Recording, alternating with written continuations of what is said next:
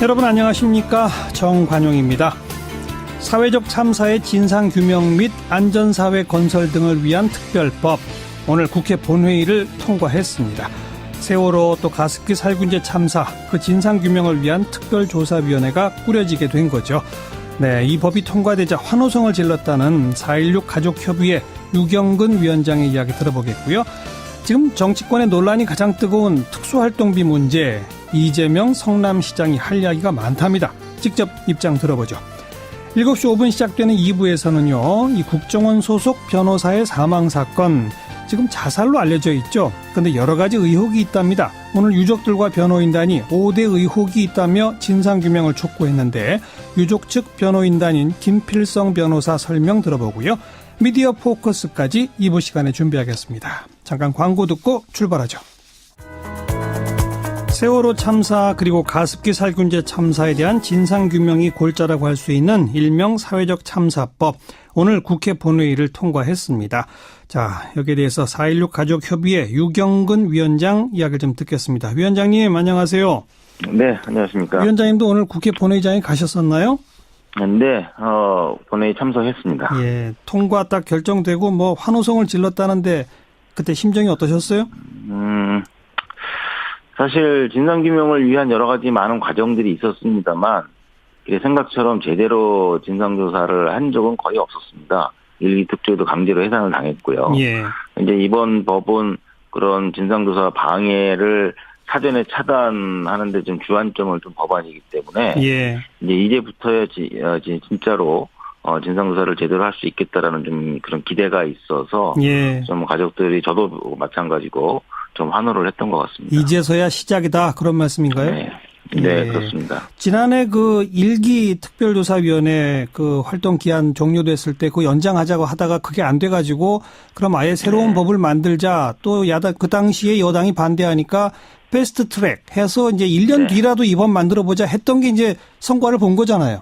네, 그렇습니다. 참 오랜 시간이 걸렸고 그 당시만 하더라도 과연 이런 방법으로 특별법을 만드는 게 성공을 할까? 예.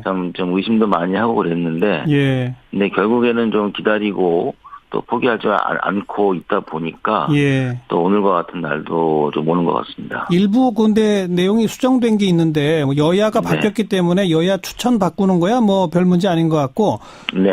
조사 기간을 원래는 2년에 플러스 1년이었던 걸 1년에 플러스 1년으로 수정됐는데 이건 어떻게 생각하세요? 네. 사실 그 부분이 좀 많이 아쉬운 부분 중에 하나입니다. 사실 그 세월호 참사도 매우 참 조사할 대상이나 과제가 많은 참사이고 동시에 이 가습기 살균제 참사 역시 예. 참 조사 과제가 방대한 그런 참사이죠. 그렇죠. 이것을 다 진상규명을 하고 그리고 그걸 기반으로 한 대책까지 마련을 해야 되는데 예. 사실 3년이라는 시간이 이렇게 긴 시간이 아닙니다. 예. 그러나 이제 이 법안이 국회에서 특히 더불어민주당이나 국민의당은 아무리 신속 처리안건이 지정이 되어 있다 하더라도 예. 결국 이 법을 통한 진상조사가 힘을 받기 위해선 여야 모든 당의 어떤 합의를 좀 전제하는 것이 좋겠다는 판단들을 하셨고 예. 그런 합의를 이루는 과정 속에서 한쪽에서는 좀 기간 3년은 너무 길다는 의견들을 강하게 대두하면서 예. 다른 많은 장치들을 좀 확보를 하되 좀 기간에 있어서 조금 양보를 했던 측면이 있죠. 예. 그러면 좀 아쉽긴 하지만 예. 그러나 정말 진상조사가 방해 없이 또는 방해를 이겨내면서 제대로 진행이 된다 그러면 예. 또 2년 안에도 또 어느 정도의 성과는 낼 수 있지 않을까 하는 기대도 하고 있습니다. 그러니까 활동 기한을 좀 줄이자고 하는 거는 자유한국당도 어느 정도는 고개를 끄덕일 수 있도록 해보자라고 하는 취지였다는 말씀이신데. 네. 그런데 정작 자유한국당은 오늘 상당수가 표결에도 참여하지 않고 본회의장을 떠나버렸어요. 이거 어떻게 보세요? 좀 굉장히 황당한 그런 장면들이었는데요. 사실 저희들은 처음부터 자유한국당과의 뭐 합의나 협상을 바라지도 않았고 기대도 하지 않았습니다. 특히 신속 처리 안건의 성격이 그런 거 아니겠습니까? 네. 그럼 뭐 그 정당 간의 합의가 없더라도 이제 본회의 상정할 수 있는 그런 거의 유일한 수단 중에 하나인데요. 예. 그럼에도 불구하고 아까 말씀드렸던 대로 이제 다른 그 정당들이 더 그렇게 하는 것이 좀 맞겠다 싶어서 좀 시도를 했는데 의외로 자유한국당에서 그 협상에 응하셨어요. 예. 그리고 실제로 입장 차는 컸지만 예. 그러나 그런 협상을 이렇게 파토를 내는 게 아니라 또 계속 의견을 좀 내면서 또 노력을 하셨고요. 그래서 그 잘하면은 또 자유한국당에서도 뭐 다는 아니겠지만 일부라도 같이 좀 이 진상조사에 참여할 수 있을지도 모르겠다는 기대를 했었는데 그래서 이제 오늘 아침에 자유한국당에서 이 법안을 합의안으로 받아들이고 같이 좀 찬성할 수 있도록 하겠다는 답도 들었었는데 그런데 정작 본회의 시작하자마자 법안이 상정되자마자 정유섭 의원이 아주 이상한 어떤 토론을 시작을 하면서 일부 의원은 퇴장도 하시고 또 반대도 하시는 모습을 봤죠. 그 자리에서 협상을 담당했던 김선동 의원께서는 좀 굉장히 실망을 많이 하셨던 모양이에요. 좀 뭐 그런 일이 있어서 저희가 바라보는 입장에서는 조금 좀 황당한 상황이었다. 그냥 황당할 수밖에 없다. 아무튼 뭐 우여곡절 끝에 법 통과됐으니까 이기 특조위가 제대로 빨리 좀 만들어져서 활동했길 함께 기대해 보고요. 그나저나 그 6월 은폐 사건 이 문재인 정부한테 굉장히 실망하셨겠어요. 실망을 안 할 수는 없죠, 당연히. 정말 상상을 할 수 없었던 일이 이제 벌어졌는데요. 그런데 이제 사실은 예견된 어떤 일일 수도 있습니다. 어떤 의미에서 예견됐다는 얘기입니까? 저희가 이제 그런 입장도 제가 어떤 SNS를 통해서 밝히기도 했습니다만, 이제 새 정부가 들어서고 특히 해수부 장관께서 새로 취임을 하신 직후에 저희가 만났을 때 저희가 요구한 것이 있습니다. 그것은 해수부가 세월호 인양과 또 진상조사 과정 속에서 그 모든 것들을 좀 지연시키거나 방해시키는 일들을 좀 많이 했습니다. 그리고 그런 역할을 담당했던 공무원들이 현직이 상당히 많이 남아있고 여전히 세월호 관련된 일들을 하고 있는 것이죠.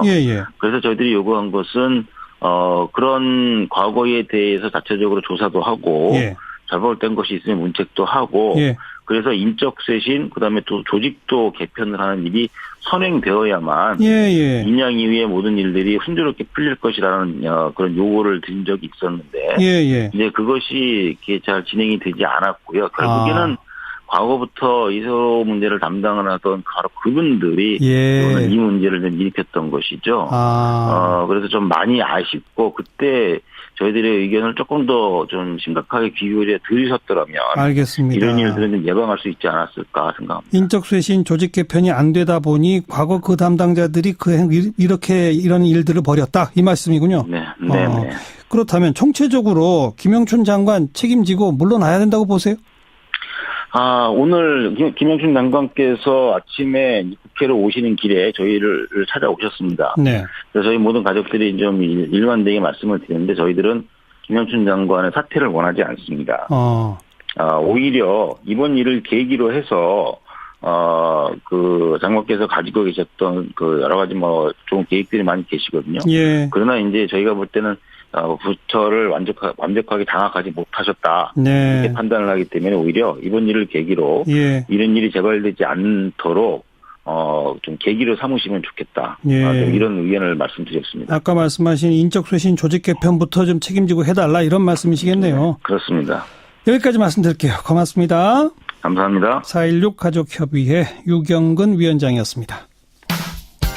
적폐청산인가 정치보복인가 이 국정원 특활비와 관련된 논란이 참 뜨겁죠. 자, 이 주제를 가지고 남경필 경기도지사와 이재명 성남시장 SNS상에서 관련 설전을 또 벌인 바 있습니다. 이게 또 화제예요. 이재명 성남시장 목소리 한번 듣겠습니다. 시장님 안녕하세요. 네, 반갑습니다. 이재명입니다. 남경필 지사가 지난 19일 날 문재인 정부에 대해서 정치 보복의 길로 가고 있다 이렇게 비판했는데 이 시장께서 거기에 대해서 맞불을 놓으셨죠? 뭐라고 하셨죠? 제가 짧게 박근혜 대통령 수호천사를 자청한 남지사다운 발언이다. 이렇게 말씀드렸죠. 그리고 정당한 경기의 패자하고 범죄자를 구분하지 못하는 그걸 헷갈리게 하는 교묘한 언술이라고 제가 지적했습니다. 정당한 경기의 패자는 그게 남경필 지사가 패자라고 표현을 했나요? 네, 그렇게 말씀하셨죠.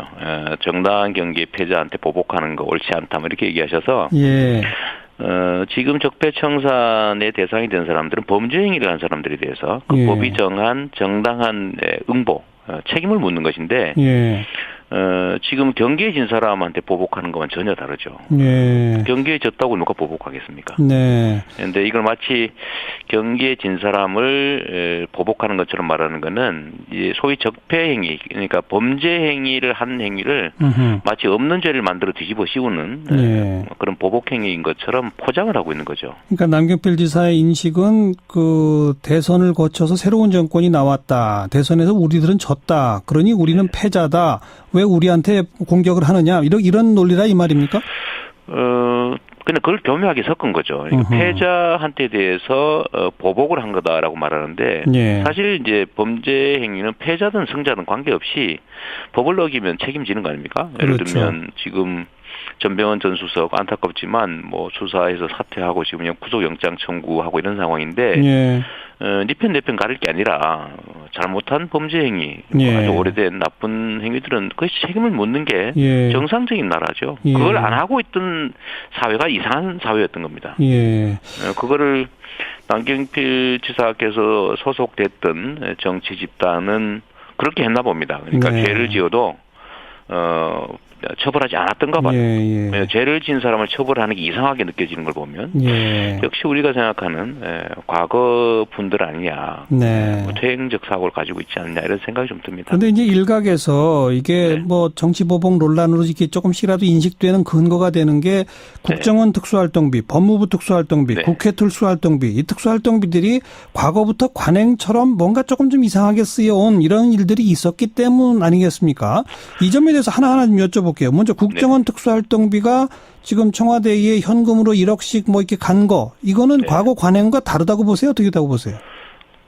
그게 아무리 그래도 예를 들면 예산인데 전임 정부 때는 그러지 않았다는 거잖아요. 뭐 그랬다는 증거도 지금 없는 상태고 있으면 그것 역시도 처벌해야 되겠고 네. 그게 관행이었다는 이유로 용서될 일은 아니죠. 예. 관행이었다면 다 책임져야죠. 예. 그런데 도둑질하는 게 우리 동네는 관행이다. 그러니까 이 정도 훔치는 건 괜찮다. 이런 거하고 비슷한데 예. 해서는 안 될 짓 한 게 누군가가 오랫동안 했던 일이기 때문에 용서돼야 된다. 이건 사실 있을 수 없는 궤변이죠. 네. 그리고 특히 박근혜 정권 당시에 사용처도 알 수 없게 정기적으로 갖다 쓴 거는 용처를 알 수 없다는 거 아닙니까? 예. 그렇다고 뭐 청와대 특수활동비가 없는 것도 아닌데. 예, 그렇죠. 그거 쓰지 왜 이 남의 기관에 있는 특활비를 갖다가 현금으로 빼다 쓰느냐. 그건 사실은 정상적으로 쓰여진 게 아닌 게 명백하죠. 네. 그런 것하고 예를 들면 지금 뭐 법무부 또 검찰 예산 문제는 뭐 법무부가 원래 예산을 관할하는 건데 법무부도 검찰 업무를 하거든요. 검찰청만 하는 게 아니라 법무부도 검찰 업무를 하니까 뭐 예산을 관장하는 법무부에서 검찰 뭐 관련 특수활동비를 자신들이 하는 검찰 활동에 일부 쓰고 검찰청이 하는 검찰 활동에 일부 쓰고 그럴 수 있는 거죠. 근데 이런 거를 이제 물타기 하는 것 같습니다. 그러니까 비슷하지 않냐. 저는 민주주의 사회에서 가장 나쁜 짓이 예를 들면 국민들이 정확한 정보를 세밀하게 판단하지 못하는 점을 이용해서 그야말로 헷갈리게 하려고 엉뚱한 주장하고 이런 거 정말 나쁜 짓이라고 생각해요. 그리고 더군다나 뭐 지금 일부에서 뭐 고발도 하고 그러지 않습니까? 그렇죠. 그럼 뭐 수사하겠죠. 수사하겠는데 그냥 막연하게 단서도 없이 쓰여졌을 거다. 뭐 이런 식으로 해서 문제를 삼는 거는 사실 너무 무책임한 거죠. 국회 특수활동비 관련해서는 홍준표 대표가 지금 뭐 여러 차례 말을 이랬다 저랬다 바꾸고 이건 어떻게 보세요? 원래 진실을 말하는 사람들은 헷갈릴 일도 없고 또 말을 바꿀 일도 없습니다, 사실은. 근데 홍 대표께서 그때 다급하게 성완종 사건 때문에 그 돈 어디서 났느냐라고 하니까 급하게 둘러댄 게 특활비 모았던 거다라고 하니까 그때는 뭐 적당히 넘어갔지만 그러면 특활비를 왜 네 사생활에 생활비로 썼느냐라는 문제가 되니까 또 말을 바꾸잖아요. 그랬었죠. 바꿨는데 그럴듯했는데 문제는 야당 원내대표한테 줬다고 하는데 그 야당 원내대표는 받은 일이 없다고 하니까 그렇죠. 그거는 또 뭐 기억의 착오일 수 있다. 뭐 이렇게 슬쩍도 바꾸고 이런 것들을 보면 저는 다 거짓말이었다고 생각이 됩니다. 그러니까 다급하니까 급한 대로 모면하기 위해서 이 얘기했다가 또 문제가 되니까 저 얘기했다가 네. 이게 자박이 되는 거죠. 알겠습니다. 네네. 홍준표 대표 얘기 나온 김에 홍 대표는 경기도지사에 이재명 시장이 나오면 우리가 이긴다 이렇게 말했어요. 어떻게 생각하세요? 저도 그 얘기 이제 들었는데요. 예. 뭐 답답하니까 한번 해보신 소리 아닌가 싶고요. 오죽하면 저럴까라는 그런 생각도 일부 듭니다. 근데 경기에 임하는 선수가 아무리 실력 부족하고 그래도 이 경기는 내가 진다, 뭐 뻔하게 진다 이럴 수는 없지 않습니까? 네. 그러니까 이긴다고 큰 소리도 쳐야 되고 예. 그런 것 같은데 일종의 이제 어려운 상황에서 이제 좀 자기 체면용 그냥 언설이 아닌가 싶어요. 네. 그런 얘기 한번 던져보는 거죠. 네. 대책 없다 이렇게 말할 수는 없지 않습니까? 아무런 근거 없이 그냥 한 얘기라 보신다? 저는 뭐 도저히 궁금해요. 어떤 대안이 있는지. 예. 좀 그런 거 있었으면 좋겠습니다. 예. 네. 자유한국당으로서는 대책 없다라고 하는 말을 하기가 뭐하니까 이렇게 말한 거다 정도. 우리 홍준표 대표의 특성이 발현된 게 아닌가 싶어요. 그냥 일단 그 상황에서 한번 던져보고. 제가 하나 보니까 이런 얘기 하는 것도 있더라고요. 뭐요? 그 남경필 지사에 대해서 어떤 기자가 물어보니까. 예. 온데도 안 받는다. 뭐 이런 얘기를 해가지고. 예. 또 남 지사께서도 오랜데도 안 간다. 뭐 이렇게 얘기를 하게 만들었다던데. 예. 사실 매우 정치적으로 뭐 미숙한 발언일 수 있거든요. 예. 근데 그냥 던져보는 그런 말 때문에 아마 본인이 자꾸 자박하지 않나. 막 그런 생각이고. 알겠습니다. 이것도 그냥 해본 소리 같습니다. 해본 소리라고 본다? 네. 여기까지 수고하셨어요. 네, 감사합니다. 이재명 성남시장이었습니다. 윤태권 실장 어서 오십시오. 네, 안녕하세요. 방금 이재명 시장하고도 특활비 얘기를 많이 했는데 자유한국당 홍준표 대표가 특검을 거론하고 나왔네요. 특검, 국정조사 뭐 다 안 됩니다. 예. 김대중 노무현 정부 시절의 국정원, 청와대 특활비, 그리고 현재 검찰의 특활비를 대상으로 한다. 어허. 우리가 특활비를 특검으로 추진하는 것을 현재 검찰에서 수사 중인 국정원 특활비는 제외한다. 이렇게 말했어요. 예. 특검이라는 게 검찰이 안 하는 거나 못 하는 걸 대상으로 하는 거니까 뭐 지금 검찰에서 수사 중인 거를 할 수는 없긴 하죠. 예. 지금 검찰이 수사하고 있는 건 박근혜 정부 때 거잖아요. 네. 그러니까 그건 빼고 김대중 노무현 정부 시절 그리고 현재 검찰. 그렇죠. 근데 그 이명박 정부는 왜 고속 빠졌죠? 그러니까요. 지금 이 자유한국당이 법무부가 검찰 특활비 상납받았다 이런 주장하지 않습니까? 그렇죠. 그건 이게 국정원하고 또 괴가 다른 거잖아요. 다른 얘기죠. 그러니까 바로 이제 황교안 전 총리부터 바로 조사하자 이런 이야기가 나오는 거 아니겠습니까? 어허. 아시다시피 황 전 총리는 총리 되기 전에 법무부 장관이었잖아요. 그랬죠. 그리고 이제 뭐 예를 들어서 이제 국정원 특활비 건도 관행적으로 여야 의원들한테 계속 떡값으로 갔다 이런 이야기들도 있는 거잖아요. 네네. 이건 지금 검찰이 수사 못 하고 있는 거죠. 안 하고 있는 거죠. 예. 그러면은 홍 대표도 요걸 하자라고 하면은 조금 말이 되는데 싹 뛰어넘어 가지고 김대중 노무현 정부 시절 그리고 현재만 하자는 거죠. 어떻게 봐야 돼요? 홍 대표 이야기는 이렇습니다.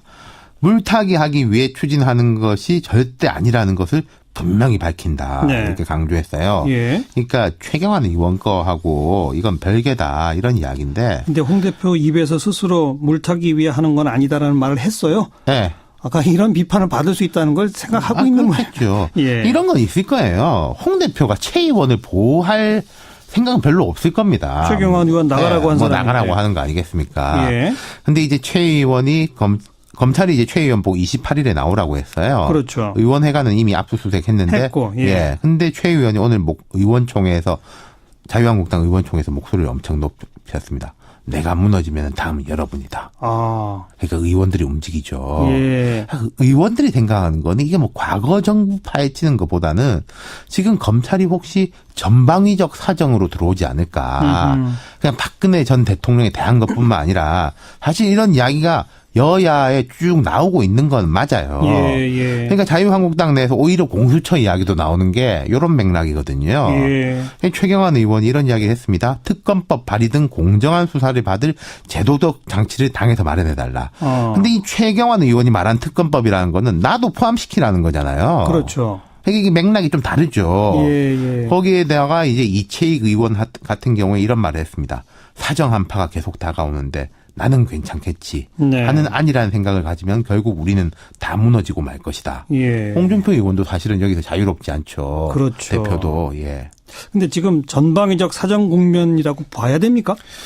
그러니까 지금 이제 총선이나 뭐 보좌진 급여 상납받은 것으로 걸린 의원들은 여러 명이에요. 이건 뭐 오래전부터 수사해오던 거잖아요. 그렇죠. 지금 수사가 들어간 게 아니라 뭐 2심, 3심 이런 국면이라서 지금 검찰하고 거죠. 별 상관도 없어요. 그렇죠. 유죄가 나오든 무죄가 나오든. 예. 그런데 전병헌 전 수석 오늘 뭐 구속영장 아마 결정이 될 것 같고. 그렇죠. 자유한국당 중진인 원유철 의원도 검찰이 수사망을 좁히고 있거든요. 그렇죠. 근데 또 이런 건 있습니다. 이 사람들이 무슨 게이트급의 큰 사건들 있지 않습니까? 줄줄이 들어가는 거. 그건 아니죠. 이거 아니고 각자의 비리 의혹들이에요. 그렇죠. 그런데 특히 야당 의원들이 이럴 때 되면은 겁나거든요. 네. 자유한국당 의원들은 위기감이 강한 것 같습니다. 위기감 때문에 그냥 더 세게 나가자.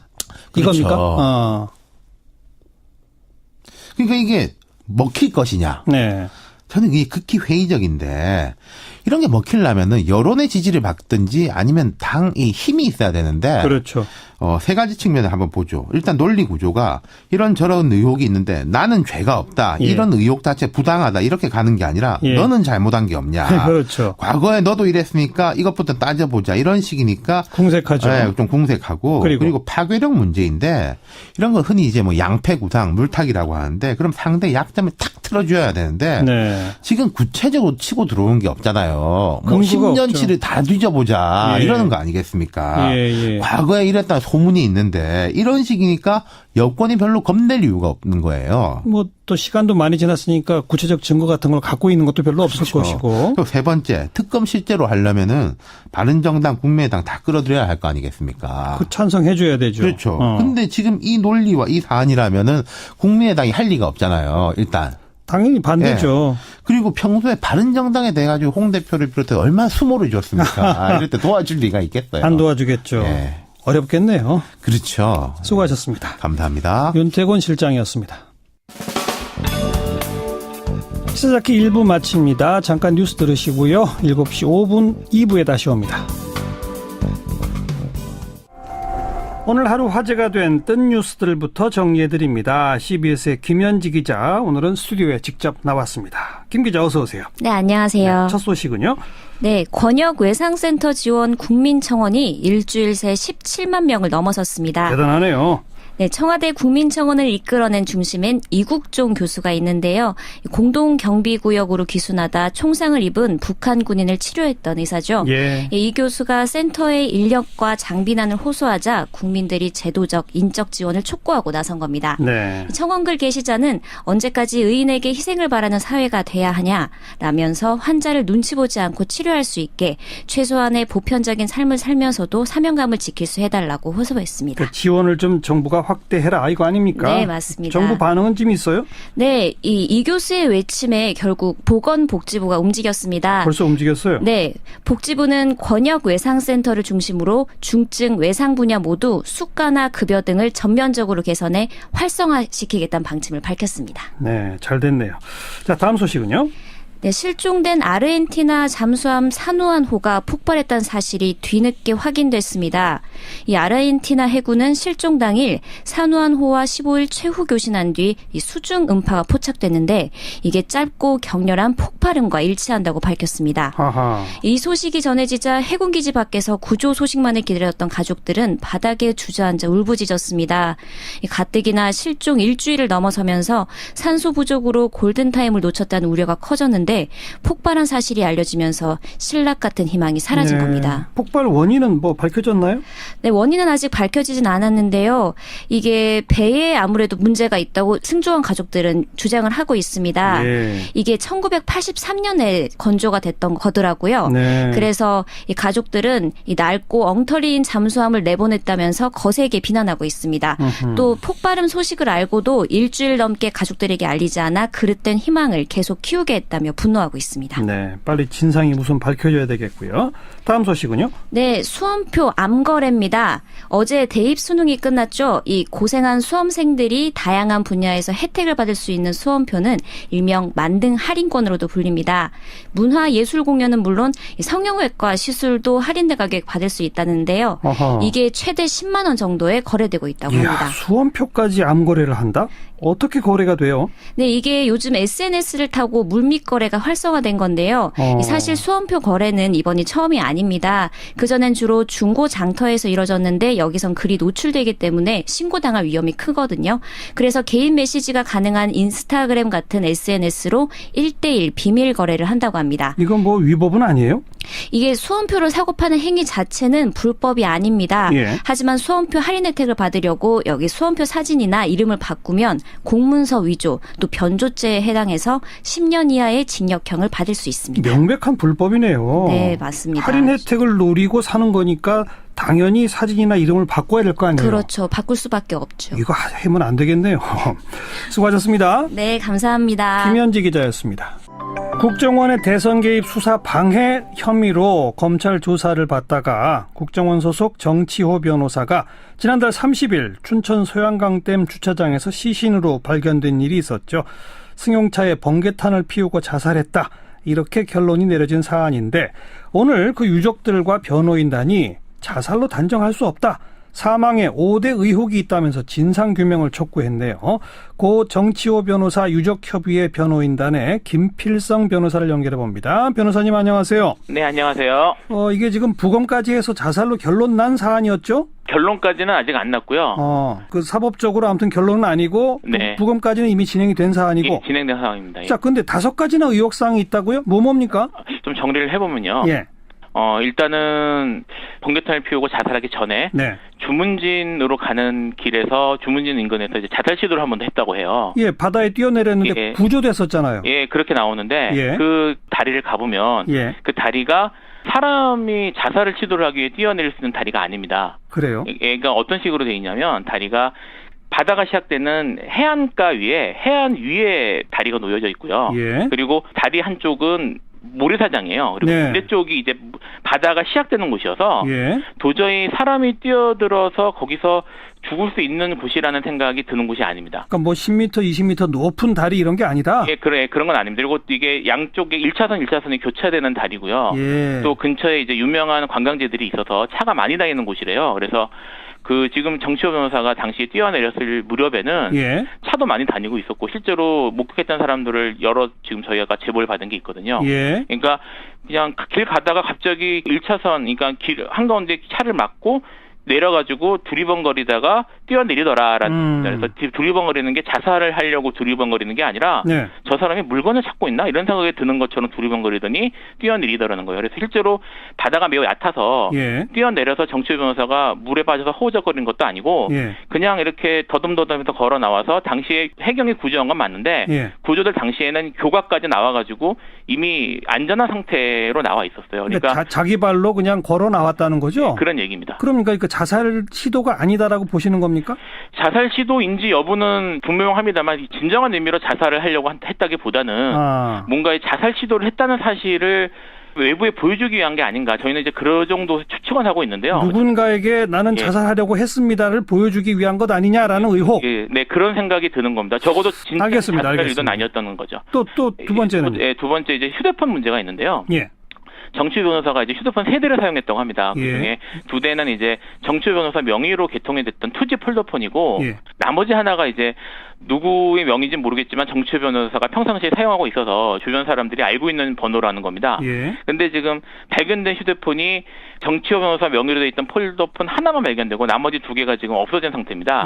그래서 이제 정치호 변호사 명의가 아닌 다른 폰에 대해서 이제 가족들이 전화를 해봤는데 전화를 했더니 그 선을 누가 봤더랍니다. 받아서 이거 정치호 변호사 폰 아닌가요? 그랬더니 아닙니다라고 하고 전화를 끊어버린 다음에 그다음부터는 휴대폰이 안 켜집니다. 그러니까 그 두 개의 휴대폰 찾아야 된다 이거고요. 예. 세 번째는요? 세 번째는 자살 현장이 좀 의심스럽습니다. 그 자동차 안이 뭐 여러 가지 사실 따져볼 것 같은데 사진 보고 얘기할 건 많은데 핵심 말씀을 드리면 네.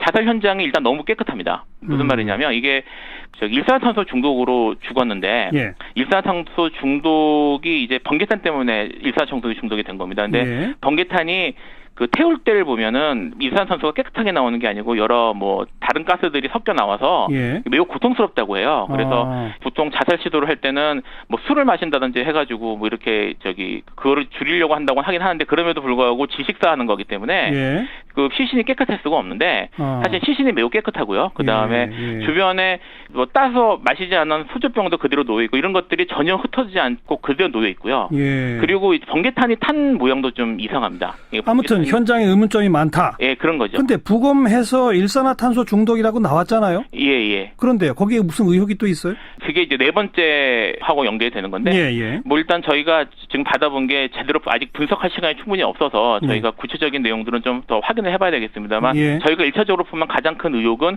칼륨 농도가 지나치게 높다는 겁니다. 칼륨? 예, 이제 혈중 칼륨 농도가 매우 높게 나왔는데, 보통 고칼륨 혈증이라고 부르는 게 단위가 밀리에크바란텀 이렇게 부르던데 이게 7 정도가 넘어가면은 심정지가 올 수 있다고 그래요. 심정지. 예. 근데 지금 칼륨 농도가 거의 2배 이상이 나왔습니다. 15 이상이 나와서. 그래요? 예. 그래서 이게 칼륨 농도는 그 일산화탄소가 많아지면은 저절로 칼륨이 올라간다든지 그런 거 아니에요? 저희가 저는 확인해 본 바로는 그런 거는 아닌 것 같습니다. 저희도 이제 자료를 찾아본 바로는 저희 아는 범위 내에서는 그렇지는 않은 것 같고, 그래서 칼륨이 이렇게 높은 이유가 무엇인지 지금 말씀하신 것처럼 자연적으로 올라갈 수 있는 것인지 이런 것들에 대해서 좀 원인을 분석을 좀 철저하게 했으면 좋겠다는 생각이 있고요. 그게 네 번째고 마지막 다섯 번째는? 다섯 번째는 그 2015년 같은 경우에 국정원 해킹 프로그램과 관련된 국정원 직원이 자살한 일이 있었거든요. 그때 마티즈 안에서 번개탄 피워서 자살했죠. 예, 그때 당시에도 사실 여러 의혹이 있었는데 거기에 대해서 지금 저희가 하자는 건 아니지만 사실 저희가 가장 좀 의심스럽게 생각하는 건 119와 관계된 겁니다. 119? 좀 설명을 드리면 지금 이제 저희 정치호 변호사 유족한테도 국정원 쪽에서 연락이 와서 이제 아침에 출근을 안 하고 있으니 119에 신고를 하라고 얘기를 했다는 거예요.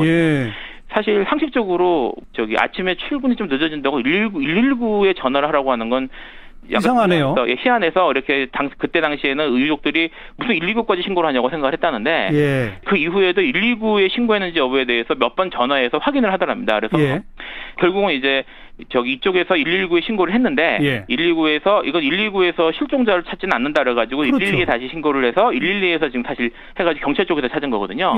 근데 이게 이렇대요. 그러니까 119에 신고를 하면은 사람을 찾아가지고 구조를 먼저 생각을 하기 때문에 현장을 다 훼손을 한다는 거예요. 근데 자동차 유리창을 깨고 사람 심폐소생술 하고 막 이렇게 되겠군요. 예, 그렇게. 근데 111 한 경우에는 경찰이기 때문에 봐서 이게 범죄 현장이나 아니면 자살이다 싶으면은 최대한 현장을 보존한다는 겁니다. 그런데 당시에도 112가 2005년, 15년의 마티즈 사건에서도 119에 신고가 들어가서 동일한 시기로 진행이 돼서 그 외에도 다른 여러 것들도 의혹들이 겹치는 게 있어 보여서 저희가 이건 좀 잘 들여다봐야 되는 게 아닌가 이렇게 생각을 하는 거죠. 그러니까 유족이나 유족 측의 변호인단은 의심하는 바가 뭡니까? 정확히 말하면 이게 어디 한 특정한 집단을 지목을 해서 그 집단에서 한 게 아니냐 이런 식으로까지 얘기하는 건 아닙니다. 지금 저희가 생각하는 건 어쨌든 일반적인 자살 사건으로 볼만한 정황이 아닌 정황으로 다 많이 보이고 그리고 정치호 변호사가 자살할 만한 이유도 없었던 걸로 저희가 파악을 하고 있고요. 그래서 이게 정치호 변호사가 정말 자살을 했다면 한 점의 의혹도 없이 정확하게 수사가 이루어지기를 저희가 바라는 거죠. 이른바 바닥으로 뛰어들어서 자살 시도라고 하는 그 시점하고요. 실제로 자동차에서 발견된 시점 사이가 불과 한 하루 정도밖에 안 되죠? 근데 그 사이에 이 정치호 변호사가 국정원 직원들하고 연락하고 만나고 이런 게 있다면서요? 거기에 관계된 내용들은 저희가 이제 정확히 말하면 국정원 직원들 쪽에서 유족에게 통보한 내용들만 알고 있습니다. 정확히 어떤 내용들이 얘기가 오간지는 직접 확인한 건 아니고요. 예. 유족들이 통보받은 바에 따르면 이제 경찰 조사를 받고 와서 많이 힘들어한다라는 얘기를 했다고 해요. 네. 그래서 이제 처음에는 그랬나 보다라고 유족들이 생각을 했다는 건데 네. 저희가 나중에 이제 파악한 바로는 예. 이 정치호 변호사가 국정원 직원인 건 맞는데 지금 일하고 있는 파트가 적폐청산 TF랍니다. 그래요? 예, 그러니까 엄밀하게 말하면 정치호 변호사가 수사의 대상자가 아니라 예. 국정원 내에서 진상조사를 해가지고 수사를 의뢰하는 쪽에 더 가까운 인물이었던 거죠. 현재 보직은 그러네요. 예, 그래서 이 사람이 지금 실제로 그때 갔다 온 것도 가서 참고인으로 가가지고 정보를 전달을 하고 예. 그리고 수사기관 쪽에서 자료를 좀 더 이런 자료를 좀 더 취합을 해가지고 수사에 협조해 주십시오 얘기를 해서 그렇게 하겠습니다라고 얘기하고 돌아왔다는 겁니다. 예. 근데 그런 사람이 돌아와서 이게 다 내가 뒤집어 쓰게 생겼다고 괴로워했다고 하는 것도 저희가 사실 좀 납득하기 어려운 부분이 있는 거죠. 그래서 실제로 그 당시에 국정원 내에서 어떤 얘기가 오갔는지 여부에 대해서 저희가 국정원에서 얘기해 준 거 이외에 다른 내용을 알고 있는 건 아닙니다. 네. 지금 이 사건의 조사 내지는 종결은 누가 하게 되어 있는 겁니까? 경찰이 하게 되어 있는 거예요? 어디서 하게 되는 거예요? 지금 이제 춘천 쪽에서 수사를 하고 있긴 한데요. 네. 지금 이제 하고 있는데 종결은 원래는 이제 형사소송법상으로는 담당 검사 쪽에서 하는 게 맞습니다. 하도록 돼 있습니까? 하게 돼 있는데 지금 이게 저희가 어떻게 지금 대응할지를 아직 수사하는 걸 보면서요. 네. 그러니까 일단 현재 변호인 측의 요구사항은 검찰 이거 다시 한번 들여다봐서 조사할 의혹들에 대해서 다 조사해달라 이거군요. 기본적으로 그렇습니다. 알겠습니다. 여기까지 듣죠. 고맙습니다. 예, 감사합니다. 고 정치호 변호사 유족협의회 측의 김필성 변호사였습니다. 사운드 오브 뉴스 시간입니다. 김민아 기자 어서 오세요. 안녕하세요. 들어볼 소리요. 문재인 대통령이 포항에 갔는데요. 그야말로 열광적인 반응이 나왔다고 하는데 이 현장 소리를 들어보시죠.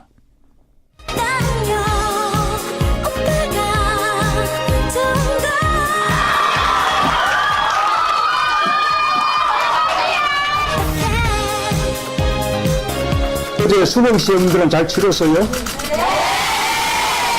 다 평소 실력보다 못 친 것 같아. 더 잘 쳤어요. 평소 실력보다 더 잘 친 사람 손 들어보세요.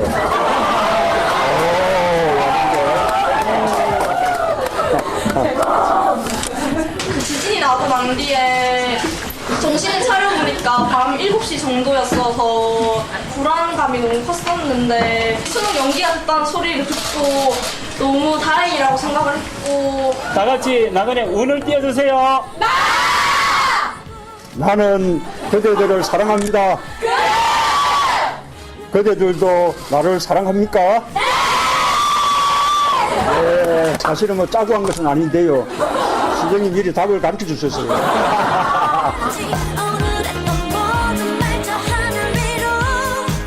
네, 환호성 지르는 학생들이 어떤 학생들이에요? 오늘 오전에 문재인 대통령이 포항여고에 갔는데요. 이렇게 환호를 했습니다. 대통령이 아이돌 가수는 아닌데 좀 수능을 연기해 줘서 이제 무사히 수능을 치른 거에 대해서 좀 고마운 마음들을 많이 가졌던 모양입니다. 예. 그래서 이렇게 크게 환호를 하는 이런 좀 이례적인 그런 모습 보였고요.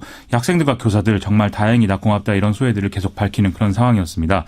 문재인 대통령은 연기 결정을 이해하고 받아들여준 이 전국의 학부모들과 수험생들에게도 참 감사한다 이렇게 화답을 했는데요. 문재인 대통령이 떠날 때가 되니까 학생들이 밖으로 한꺼번에 쏟아져 나와서 배웅을 하는 그런 진풍경도 연출이 됐습니다. 이재민들 만났죠?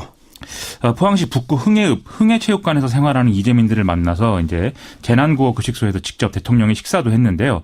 주민들은 이 자리에서 중앙정부 차원의 지원이 필요하다고 요구를 하면서 이 거주가 불안한 이런 상황들에 대한 어려움을 좀 호소를 했습니다. 예. 문재인 대통령은 여기에 대해서 안전진단 결과 문제가 있는 건축물들은 빨리 철거를 하고 이주할 수 있는 집을 제공하는 게 참 중요하다라면서 지자체와 중앙정부가 협력해서 최선을 다하겠다 이렇게 답했는데요. 이 자리에서는 어제부터 제기되고 있는 이 지열발전소 문제에 대해서도 좀 철저히 조사해달라 이런 요구가 나와서 또 화제였습니다. 지열발전소가 지진의 한 원인 아니냐 이런 거잖아요. 그렇습니다. 전문가들도 의견이 엇갈린다면서요?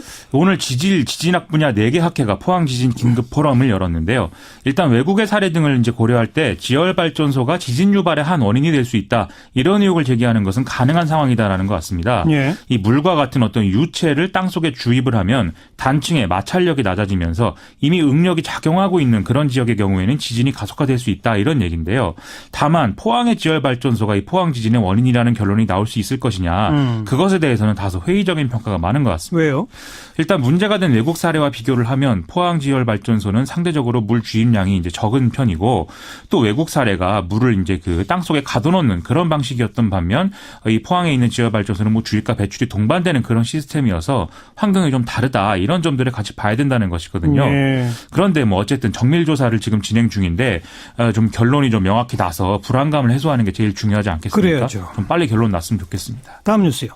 이진성 헌법재판소장 임명 동의안이 찬성 254, 반대 18, 기권 하나, 무효 3명으로 본회의에서 가결 처리됐는데요. 여야가 그제 인사청문회 끝내고 이견 없이 곧바로 적격 내용의 인사청문 경과보고서를 채택했기 때문에 뭐 예상된 일이었다 이렇게 볼 수 있을 것 같습니다. 심지어 뭐 헌법재판소장 청문보고서가 청문회 당일 채택된 건 처음이다라는 얘기까지 나오는데 뭐 어쨌든 이로써 박한철 전 헌재소장 퇴임 이후에 297일 만에 헌법재판소가 완전체가 되는 그런 상황이 됐네요. 그런데 그 소장의 임기 문제는 여전히 쟁점이죠. 그렇습니다. 이진성 후보자는 2012년 9월 20일 날 양승태 당시 대법원장에 지명받아서 헌법재판관에 임명이 됐기 때문에 내년 9월 19일에 헌법재판관으로서의 임기가 끝납니다. 따라서 별도의 법 개정이 없다면 현행 법령에 따라서 헌법재판소장으로서도 내년 9월까지만 임기를 수행하게 되는 셈인데요. 예. 이진성 후보자는 이에 대해서 청문회 진행 중에 임기 문제를 좀 입법적으로 해결해달라 이렇게 국회에 촉구한 바가 있습니다. 하지만 국회가 이걸 입법을 할 수 있을 것이냐? 그건 지금 모르는 상태인데요. 일단 헌법재판관 인사는 사회 전체의 어떤 방향을 결정지을 수 있는 문제가 될 수 있어서 뭐 이런 내용들을 합의하기에는 좀 어떤 현재 정치권의 이해관계 조정 등등이 이루어져야 되는데 이게 어렵고 전국이 불안정한 상황이 계속될 걸로 보이기 때문이죠. 정치권 이해관계 조정하고 이 헌법재판소장 임기하고 무슨 문제가 있어요? 그냥 이건 처리할 건 빨리 했으면 좋겠고. 그렇죠. 그나저나 지금 국민의당 바른정당 둘러싼 논란에 또 재미있는 얘기가 있네요. 그렇습니다. 이게 뭐 계속 국민의당 바른정당 둘러싼 혼란들이 계속이 되는데 어제부터는 재미있는 얘기들이 쭉 나오고 있습니다. 국민의당 싱크탱크 국민정책연구원이 국민의당과 바른정당이 통합할 경우에 통합정당의 지지율이 좀 자유한국당을 넘게 될 수도 있고 또 국민의당 지지층 다수는 양당 통합에 긍정적이다. 이런 내용의 여론조사 결과를 공개했다는 것이거든요. 예. 근데 여기서 야권을 대표하는 인물이 누구냐라는 질문에 1위가 이제 유승민 바른정당 대표가 나왔고 2위가 홍준표 자유한국당 대표, 3위가 안철수 대표로 나왔다는 거죠. 예. 특히 호남에서도 유승민 대표가 1위를 한 게 좀 특이하다 이런 평가를 받고 있습니다. 왜 그런 현상이 나왔을까요? 이 더불어민주당 지지층이 야권의 대표 인물로 안철수 대표가 아니라 유승민 대표를 선택한 결과다라는 게 뭐 대체적인 해석인데요. 더불어민주당 지지층을 빼면 유승민 대표와도 뭐 해볼 만한 수치다라는 게 뭐 안철수 대표의 생각인 것 같습니다. 게다가 호남 사람들도 바른정당과의 통합을 반대하는 분위기는 아니다. 이런 근거도 지금 된다는 건데요. 하지만 통합을 반대하는 이제 주장을 하는 사람들의 경우에는 1,000명이 좀 넘는 사람들을 대상으로 이 조사를 했고 여기서 국민의당 지지율은 한 5.9% 정도 나와서 결국 59명의 의견을 갖고 통합 얘기를 하는 그런 것이기 때문에 이게 통계적으로 무의미한 거 아니냐 이런 얘기를 하고 있는 상황입니다. 네. 다음 뉴스는요? 전병헌 전 정무수석이 오늘 구속 전 피의자 신문에 출석을 했는데요. 뭐 전병헌 전 수석에 제기된 혐의는 특정범죄 가중처벌법상 제3자 뇌물수수 그리고 뭐 그냥 뇌물수수, 업무상 횡령 등입니다. 전병헌 전 수석은 자신이 검찰에서 충분히 소명을 했는데도 이런 상황까지 온 것은 납득하기 어렵다라면서 혐의를 부인을 했는데요. 구속 여부의 결정은 이르면 오늘 밤, 늦으면 내일 새벽에 나올 것으로 좀 예상이 됩니다. 그런데 상황에 따라서는 좀 불똥이 엉뚱한 곳으로 튈 수도 있을 것 같습니다. 엉뚱한 곳 어디요? 오늘 우병우 전 민정수석 재판이 있었는데 여기서 쟁점이 된 게 우병우 전 수석이 안정범 전 수석의 어떤 미르 K스포츠 재단 모금 문제 등에 대해서 이 직무감찰을 했어야 됐다. 그런데도 안 한 것은 직무유기다라는 것이었습니다. 예. 그런데 우병우 전 수석 측은 이 수석 비서관은 어떤 그 민정수석실의 공직기관 비서관실이 감찰하는 그런 게 아니다. 그 의무는 이석수 전 특별감찰관이 했어야 되는 것에 있다. 이렇게 주장을 했다는 건데요. 예. 그러면서 현 정부도 전병헌 전 수석에 대한 감찰 조사 안 하지 않았느냐 이렇게 주장을 했다는 겁니다. 예. 또 현 정부의 특별감찰관은 지금 임명이 안 된 상태다. 이것도 이제 얘기가 나오고 있는 거죠. 그런데 전병헌 전 수석 지금 혐의는 지금 정부 시기에 나온 게 아니잖아요. 그런 줄 알았는데 현 정부식의 문제도 조금 있다고 해서 또 파장입니다. 예. 검찰의 영장 청구 내용을 보면 전병헌 전 수석은 이제 올해 7월 달에 e스포츠 협회 관계자들로부터 이 협회 예산 상황 등을 보고받았는데 이 내용에 기재부에 협회 관련 예산을 요청했는데 거부당했다. 이런 게 포함되어 있었다고 하거든요. 예. 이후에 전병헌 전 수석이 기재부 예산 담당 공무원에게 전화를 해서 예산을 배정해달라 이런 요구를 했고 결국 20억이 편성됐다라는 게 검찰이 수사한 내용입니다. 어허. 이에 대해서 전병헌 전 수석 측은 뭐 게임 산업 발전을 위해서 한 것이고 뭐 정무수석 업무와도 무관한 일은 아니었다. 이런 입장을 하고 합니다. 아무튼 오늘 밤이나 내일 새벽 이제 구속 여부가 결정이 되죠. 그렇습니다. 우선 그걸 기다려 봅시다. 다음 뉴스는요? 한국은행 발표에 따르면 2017년 10월 수출 물량 잠정치가 작년의 같은 달보다 1.9% 하락했다고 하는데요. 이로써 지난해 11월부터 계속된 증가세가 처음으로 꺾인 그런 모양이 됐습니다. 이런 현상은 일단 사상 최장기의 추석 연휴로 조업 일수가 작년보다 줄어든 영향으로 해석이 되고 있는데 그런데 그렇다고 지금 문제가 없는 상황이다. 이렇게 얘기할 수는 없는 상황인 것 같습니다. 어떤 문제가 있는데요? 일단 품목별로 보면은 자동차 등의 어떤 수송장비 수출 물량 지수가 19.5% 하락하는 등의 어떤 대개 이제 다 떨어지는 그런 현상들이 나타냈는데요. 반면 전기 및 전자기기와 정밀기기는 상승했고요. 특히 D램, 플래시 메모리, 시스템 반도체가 포함된 직접 회로 이런 것들이 이제 30%를 넘는 급등세를 이어갔습니다. 예. 이것도 반도체 생산 공정 특성상 조업을 중단할 수가 없었다라는 점이 영향을 미쳤다라고는 하는데 그걸 감안하더라도 산업 구조가 불균형한 상태다. 좀 반도체 속에 쏠려 있다. 이런 점들이 드러난다는 거죠. 그렇군요. 특히 반도체 산업은 좀 시황에 민감한 산업이고 내년 하반기 이후에는 중국 기업의 공급 확대가 될 예정이기 때문에 그때가 되면 가격 하락세가 된다는 것이거든요. 좀 이것은 대비해야 될 필요성이 있는 것 같습니다. 네, 다음 뉴스요. 이른바 어금니 압박 이영학의 범죄 행위와 배우자 사망의 전모가 밝혀졌는데요. 오늘 경찰은 이미 기소된 살인 혐의 외에 상해, 강요, 성매매, 알선, 사기 등의 혐의로 이영학을 또 사기 방조 혐의로 이영학의 형을 기소 의견 송치했다고 발표했습니다. 네. 이영학은 후원금, 보조금, 장애인 연금 등으로 총 13억여 원을 모아서 차 20대를 구매해서 튜닝을 하고 다시 팔거나 직접 사용하는 등의 이제 돈을 썼다고 하고요. 한 달에 카드값만 1,000만 원을 쓰는 무절제한 생활을 지속했다고 하는데요. 예. 실제 딸의 수술비나 치료비 등으로 이영학이 직접 부담한 액수는 700만 원이 좀 넘는 수준에 불과했다고 합니다. 13억여 원 모아가지고 진짜 병원비는 700만 원 썼다? 그렇죠. 네. 또 이영학은 강남구 오피스텔에서 이 배우자 최 씨에게 성매매를 강요하고 이 과정을 촬영해서 보관하는 이런 범죄도 저질렀다고 합니다. 그야말로 엽기 중에 엽기적인 인간이군요. 그렇습니다. 그나저나 이영학 배우자의 사망, 이건 자살로 결론이 난 겁니까? 어떻게 된 겁니까? 그게 이제 자살이냐 아니냐 이런 얘기들이 인터넷에서도 많이 있었는데요. 일단 투신 당시에 목격자 진술 그리고 부검 결과 이런 것들을 종합할 때 어떤 타인의 힘에 밀려서 이렇게 추락했다 이렇게 볼 만한 정황은 없다는 게 경찰의 또 판단입니다. 예. 경찰은 이에 대해서는 최 씨가 지속적인 어떤 폭력 그리고 성매매 강요 이런 좀 성적인 착취에 상당히 지쳐있는 상태였는데 사건 당일에도 이영학에 또 역설과 심한 폭행을 당한 게 결국 차장실 창문으로 뛰어내리는 극단적 선택을 한 배경이다 이렇게 추정을 하고 있는데요. 이날 심지어 이제 이영학은 어떤 알루미늄으로 된 어떤 살충제 어떤 용기 이런 것들로 머리에서 피가 날 정도로 심한 폭행을 했다고 하니까 아이고. 아마 그런 영향이 심하게 있었던 거 아닌가 이렇게 추정할 수 있는 대목인 것 같습니다. 다시는 이런 엽기적인 인간 좀 나타나지 말았으면 좋겠고요. 그러게 말입니다. 언론들도 조금 신중하게 보도할 필요가 있습니다. 맞습니다. 네, 언론 보도로부터 이게 후원금 모금 등등이 막 다 시작된 거잖아요. 그렇습니다. 네, 안타깝네요. 수고하셨습니다. 고맙습니다. 김민아 기자였습니다. 한 주간 언론 동향 살펴보는 미디어 포커스입니다. 민주언론시민연합 김원경 사무처장 어서 오십시오. 안녕하세요. 네. 지난주에 우리 김원경 사무처장이 네. 북한 귀순병사 관련 보도 중에 네. 기생충 이런 것이 너무 부각되는 네, 그 네. 보도의 문제점 네. 이런 얘기를 쭉 한번 다뤘잖아요. 예, 예. 그러다가 이번 한 주 내내 그게 맞아요. 지금 그 주제로 저 굉장히 뜨끔했습니다. 아주 뜨거운 화제와 논란으로 막 치닫고 있는 상황인데 네, 네. 네.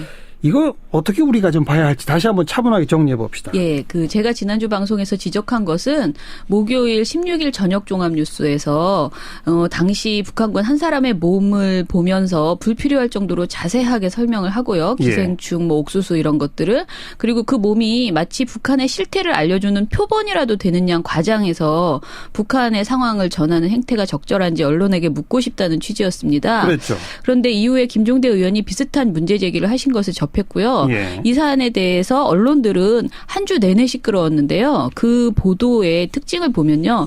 이국종 대 김종대의 대결 프레임으로만 관련 내용을 다루고 있었습니다. 물론 인격 살인? 네. 인격 테러? 인격 테러 네네. 같은 어떤 그런 자극적 단어들이 등장하다 보니 이렇게 되긴 했습니다만. 네. 그런데요. 최초로 이런 프레임을 제시한 것은 채널A였습니다. 그런데 채널A뿐만 아니고 거의 모든 언론이 비슷했다라고 생각되고요. 그야말로 싸움 구경을 하면서 싸움을 더 부추기는 수준의 보도였어요. 예. 언론이 이처럼 김종대 의원과 이국종 교수를 비판했다는 식의 프레임을 전하는 바람에 결과적으로 김 의원은 여론의 비판을 많이 받았습니다. 네. 그리고 그는 사과를 했죠. 그리고 이제는 결국 사과하고 끝났다는 식의 보도가 이어지고 이어지고 있는 상황입니다. 그렇죠. 언론 보도만 보면 마치 김 의원이 막말 정치인이라도 된 것 같은 그런 취급을 받아왔고요. 예. 아쉬운 것은 정도의 차이가 있을 뿐 보수 진보 매체를 떠나서 대부분이 이국종 교수가 느낀 자괴감이라는 표현과 김종대 의원의 비판을 연관지어서 이국종 교수가 자괴감을 느낀 것이 김종대 의원 때문인 것처럼 예. 이렇게 연관지어서 서술하는 그런 보도 행태를 보였죠. 예. 그래서 저희가 지적한 사안의 본질 그리고 김종대 의원이 지적했던 사안의 본질을 완전히 가려버리는 이런 보도 행태를 한 거예요. 네. 그리고 TV조선이나 조선일보, 중앙일보는요. 여기에서 좀 더 나아가서 환자를 살린 교수에게 어찌 인권 문제를 운운하느냐 이런 식의 논리를 펼치고 있습니다. 예. 조선일보와 중앙일보는 이 상황을 북한 인권을 도외시하는 정의당과 진보 진영 전반의 문제점으로 확대하려 애쓰는 그런 사설도 내놨습니다. 그렇죠. 하지만 이국종 교수가 최선을 다해서 헌신적 치료를 했다는 것 그리고 외상의료센터에서 엄청나게 고생하시는 것을 모르는 게 아닙니다. 다 인정해야죠. 네, 그것을 다 인정하고 이번에도 결국 북한 병사의 생명을 구했다는 점에서 노고를 보내는데요. 뿐 아니라 이 중증 외상센터에 대한 정부 지원을 확대하자 이런 그렇죠. 것도 필요합니다. 엄청나게 예. 좋은 효과를 지금 끌어내고 계십니다. 예, 예. 다만 그의 브리핑 과정에서 굳이 이런 내용까지 말했어야 하는가에 대한 지적을 해본 것이었는데 네. 무엇보다 기가 막힌 거는요. 언론이 이 논란에서 자신들의 책임은 교묘하게 감추고 있다는 것입니다. 어떤 측면에서 언론들이 자신의 책임을 쏙 뺐다는 건가요? 언론은 지금 자신들에게 가해진 책임, 자신들의 잘못을 모르는 척하고 이 모든 논란이 이국종과 김종대 두 개인에게 있다고 돌리고 있는데요. 네. 생각해보면요. 먼저 이 과정에서 이국종 교수의 브리핑이 의료 인권적 측면에서 지나치게 환자의 의료 정보를 많이 공개한 것이다라는 지적이 있잖아요. 네. 근데 이 부분은 제가 의료 전문가가 아니기 때문에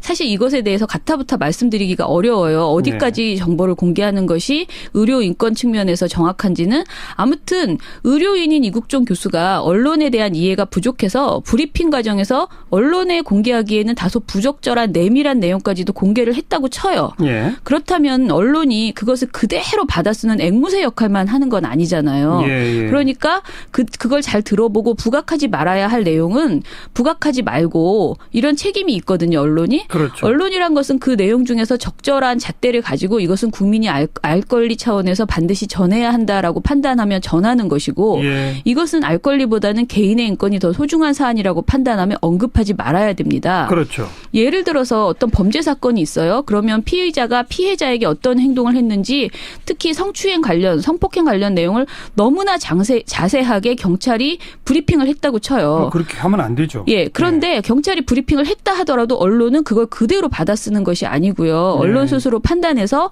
피해자 인권에 치명적인 내용이라면 빼야 한다는 것이죠. 그렇죠. 그런데 언론이 이런 자신들의 기능을 적절히 사용하지 않은 문제점은 전혀 말하지 않고 이번 논란에서 이국종과 김종대의 싸움인 양 몰아가는 것이 너무 비겁하다 이런 생각이 들었습니다. 제대로 다룬다면 언론이 네. 이런 논란을 어떻게 다루는 게 맞는 겁니까?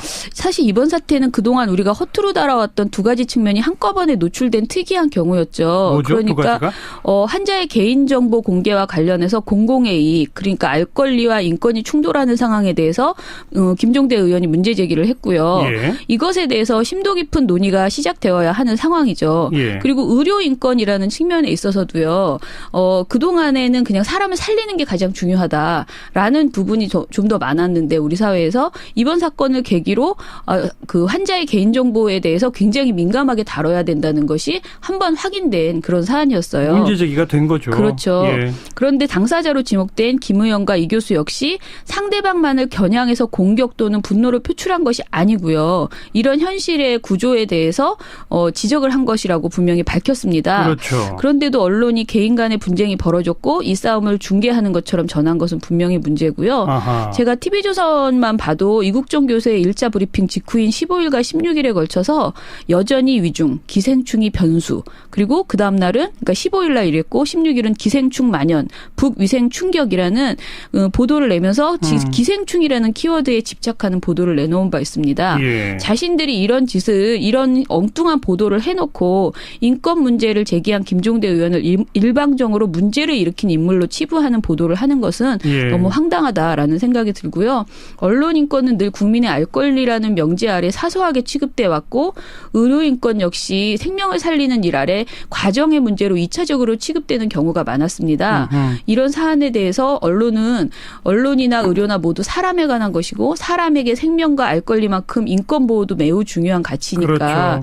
이것에 대해서 좀 우리 사회가 논의를 했으면 좋겠고 그러기 위해서는 반드시 언론이 제대로 이 문제를 보도했으면 좋겠다 생각합니다. 두 가지 다 우리가 해야 합니다. 네. 중증 외상센터의 중요성, 네. 거기에 대한 대폭적인 정부 지원, 네. 그리고 거기서 수고하시는 분들에 대한 격려, 네. 이거 해야 되고요. 그렇죠. 동시에 네. 알 권리와 환자 인권 사이의 어떤 간극, 네, 이걸 맞아요. 어떻게 우리가 예. 정답을 찾을 것인가에 대한 예. 진지한 논의는 또 따로 그렇죠. 있어야 한다. 예. 둘 다 그러기 맞는 위해서는 결론이죠. 언론이 제대로 보도해야 되는 거죠. 네. 예. 또 하나 제주도의 고등학교 학생이 현장 실습하다가 사망한 사건 네. 저희 네. 방송에서도 다뤘는데 네. 이 관련 보도도 좀 문제가 많다면서요? 네, 그 제주에서 특성화고 졸업반 학생이 19일에 그 사망한 일이 있었죠. 그러니까 생수 제조업체 공장에서 현장 실습을 하다가 제품 적재기에 눌려서 사고를 당한 지 열흘 만에 사망했습니다. 예. 이 상황에 대해서 사실은 취업률만 강조하는 현재 특성화고 체제를 다시 짚어봐야 한다는 목소리가 많이 터져 나왔는데요. 그렇죠. 그런데 이에 대해서 조중동 세계 그 신문이 정말 지나치게 침묵하고 있다라는 점에서 제가 이 사안을 정리해봤습니다. 아예 보도를 안 해요? 네. 이군이 사망한 다음 날인 20일부터 24일까지 6개 신문의 종이신문의 보도량을 저희가 체크를 해봤습니다. 그러니까 인터넷 기사로는 있을지도 모르겠어요. 근데 저희는 종이신문만 가지고 게재된 것을 봤습니다. 한겨레가 사설 한 건을 포함해서 총 12건을 보도를 했습니다. 20일에서 24일까지. 그리고 한국일보가 사설 한 건을 포함해서 5건을 보도했고요. 경향신문은 사설 한 건 포함해서 2건을 보도했습니다. 예. 한겨레 12건. 제대로 된 현장 실습 제도의 문제점을 의제화했다고 했는데 네네. 어떻게 했죠? 일단은 22일에 18살 고교 실습생은 왜 죽음으로 내몰렸나 해서 특성화고 실습생이 또 목숨을 잃었다. 올해만 2번째다. 콜수를 다 못 채웠다며 스스로 목숨을 끊은 홍양 등의 기존의 사례들을 언급하면서 이번 사고가 단순 사망사고가 아니고 제도적인 문제라고 지적했습니다. 예. 그리고 10대 현장 실습생들 잔혹사, 기업, 정부, 학교가 키웠다라는 보도에서는 현장 실습에 나선 학생이 크게 다치거나 숨지는 사고가 거듭되는 데에는 실습생을 교육 대상이 아닌 값싼 노동자로 여겨온 정부와 기업, 학교의 책임이 적지 않다는 분석이 나온다. 그렇죠. 저임금의 위험한 일자리를 10대로 채우려는 기업과 취업률로 학교를 평가해온 정부, 취업률 높이기에 매달리는 학교 등의 트라이앵글 구조가 실습생을 위험으로 내몬다는 것이다. 이렇게 지적을 했어요. 예. 한겨레가 전반적으로 정말 보도를 잘했습니다. 네. 이 군의 그 사망한 이 군에 대한 노동 그 강도가 얼마나 셌는지도 전하고요. 그리고 24일에는 이명박 정부가 2009년 실업계고를 특성화고로 전환시키면서 계속 높은 취업률 목표치를 제시했고 취업률에 따라 지원금을 달리하고 목표에 도달하지 못한 학교는 통폐합시키겠다는 계획도 밝혔다. 이런저런 이유 때문에 아무래도 이렇게 이런 삼각 트라이앵글, 공포의 트라이앵글이 만들어진 것이다라고 정리를 했습니다. 조선일보는 특성화고 졸업생 취업률이 50%를 넘었다는 정부의 발표를 무비판적으로 그대로 그냥 보도자료를 거의 그대로 하는 보도를 냈고요. 그리고 교육부 직업계고 취업률 상승 발표에 대한 자료를 이 보도자료를 보도한 신문을 보니까 조선일보가 1건, 동아일보가 칼럼 1건을 포함해서 2건, 그리고 경향신문과 한국일보가 아까 위에서 사설이 나왔었다 그랬잖아요. 그 사설에서 이 교육부의 통계까지 언급을 하면서 이 통계의 한계를 지적을 했습니다. 그 사망사고 관련 사설에서? 네네. 그리고 한겨레도 위에 그 사망사고 관련 보도에서 이 발표에 대해서 언급을 했죠. 지적을 하는 그런 발표를 했죠. 중앙일보는 관련 보도를 아예 안 냈습니다. 조선일보는 21일 특성화고 졸업생 2명 중 1명 취업 성공해서 그냥 건조하게 관련 내용을 다뤘고요. 문제는 동아일보인데 5종 세트 고졸 취업 99% 뚫는다라는 21일 보도에서 직업계고를 졸업한 청년들의 취업률이 50.6%로 집계됐다. 전문가들은 직업계고의 이런 성과가 이명박 정부의 고졸 채용 확대와 박근혜 정부의 학습 병행 정책으로 이어진 직업교육 강화 정책의 성과다. 라면서 조선일보보다 매우 상세히 이 브리핑을 부각했습니다. 그리고 열린시선 희망의 사다리 특성화 마이스터고라는 칼럼에서는요.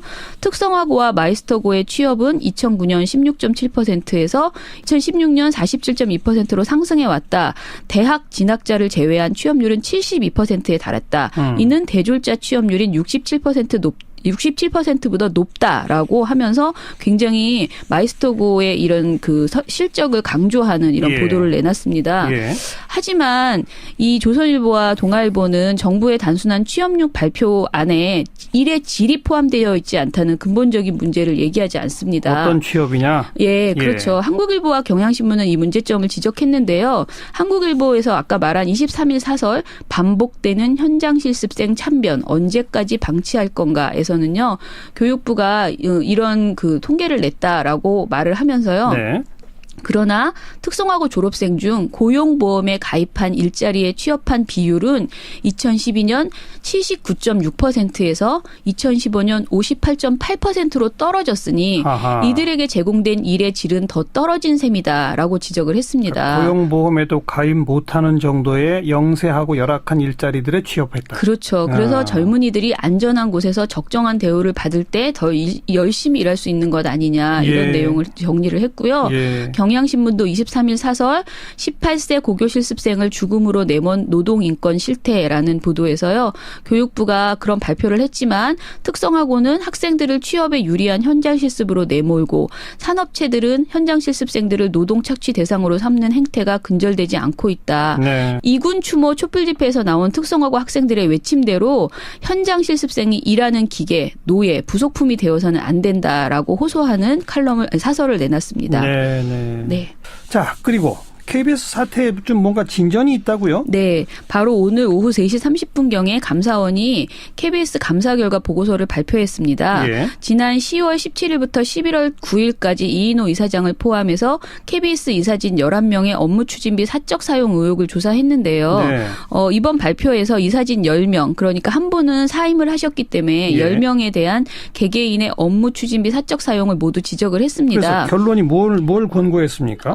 권고 내용은 조치할 사항이라고 써 있으면서 감사원이 유관기관에 지시 권고를 내린다. 그런데 방송통신위원회 위원장은 한국방송공사 이사장과 이사 9명에 대해서 업무 추진비의 사적 사용 규모 등 비위의 경중을 고려하여 해임 건의 또는 이사 연임 추천 배제 등 적정한 인사조치 방안을 마련하시기 바랍니다. 라고 통보를 했어요. 예. 그러면서 이들에 대한 각각의 그 비위의 내용들을 다 정리를 한 거죠. 그렇죠. 그러니까 이제 방송통신위원회는 그 보고서를 받은 이후에 어떤 사람을 해임을 건의할 것인지 어떤 사람은 이사 연임을 추천 배제할 것인지 등을 판단해야 되는 그런 상황입니다. 예. 네. 그럼 이제 KBS 정상화의 공은 방통위로 넘어가는 셈이라고 봐도 되나요? 그렇죠. 이제부터는 방통위로 넘어갔다 이렇게 보시면 되고요. 예. KBS 이사에 대한 임명권이 대통령에게 있기 때문에 방통위는 해임을 대통령에게 건의하는 역할을 하게 되는 것이고요. 네. 감사원이 해임을 포함한 인사조치를 통보했기 때문에 방통위가 반드시 비위 경중을 파악해서 신속하게 어떤 이사를 해임할지 누구를 연임 제안할지 판단하기만 하면 됩니다. 알겠습니다. 이제 방통위가 또 어떤 행동을 취하는지 지켜봅시다. 수고하셨어요. 감사합니다. 김원경 사무처장이었습니다. 시사잡기 오늘 여기까지입니다. 다음 주 월요일 다시 뵙죠. 안녕히 계십시오. 그때는 뭐 적당히 넘어갔지만 그러면 특활비를 왜 네 사생활에 생활비로 썼느냐는 문제가 되니까 또 말을 바꾸잖아요. 그랬었죠. 바꿨는데 그럴듯했는데 문제는 야당 원내대표한테 줬다고 하는데 그 야당 원내대표는 받은 일이 없다고 하니까. 그렇죠. 그거는 또 뭐 기억의 착오일 수 있다. 뭐 이렇게 슬쩍도 바꾸고 이런 것들을 보면 저는 다 거짓말이었다고 생각이 됩니다. 그러니까 다급하니까.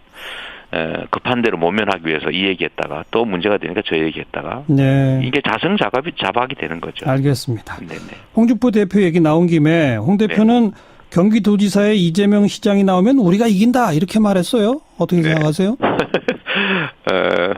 저도 그 얘기 이제 들었는데요. 뭐 답답하니까 한번 해보신 소리 아닌가 싶고요. 오죽하면 저럴까라는 그런 생각도 일부 듭니다. 근데 경기에 임하는 선수가 아무리 실력 부족하고 그래도 이 경기는 내가 진다, 뭐 뻔하게 진다 이럴 수는 없지 않습니까?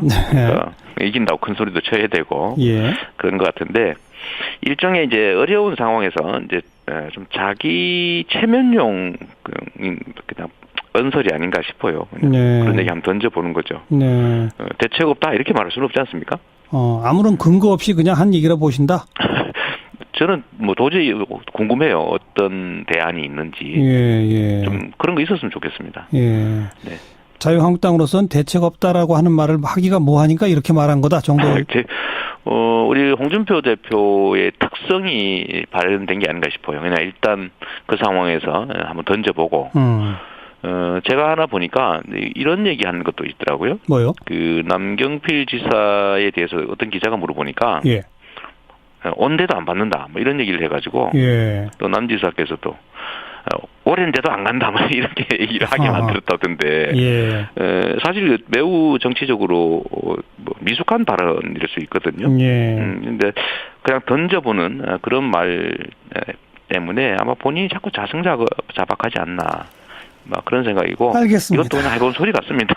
해본 소리라고 본다? 네네. 여기까지 수고하셨어요. 네, 감사합니다. 이재명 성남시장이었습니다. 윤태권 실장 어서 오십시오. 네, 안녕하세요. 방금 이재명 시장하고도 특활비 얘기를 많이 했는데 자유한국당 홍준표 대표가 특검을 거론하고 나왔는데요. 특검, 국정조사 뭐 다 안 됩니다. 예. 김대중 노무현 정부 시절의 국정원, 청와대 특활비, 그리고 현재 검찰의 특활비를 대상으로 한다. 어허.